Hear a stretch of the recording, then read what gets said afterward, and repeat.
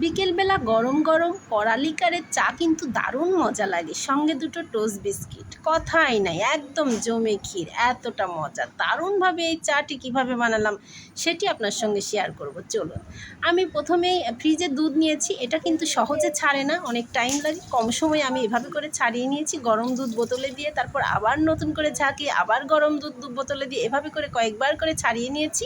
তারপর আমি চিনি অ্যাড করেছি, একটা মশলার ফল অ্যাড করেছি। তারপর আমি এটাকে চার ভিতরে এখন যে লিগার আছে সেটা দিয়ে দেবো। আমি কিন্তু কোনো অ্যাড করছি না, আমি এই মির্জাপুর চাটা ভীষণ পছন্দ করি, এটাই এটি।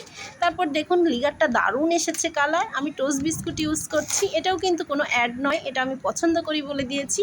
দেখুন দারুণ কালার এসেছে, দারুণ মজা। এভাবে করে কিন্তু অসময়ের মধ্যে মেহমানের জন্য কিংবা আপনাদের জন্য এভাবে করে চা বানিয়ে ফেলতে পারেন নতুন স্বাদে, একদম দারুণ মজা। এভাবে করে চা বানালে একদম চা খেয়ে সম্পূর্ণ শান্তি অনুভব করবেন। ওকে, টাটা, গুড বাই।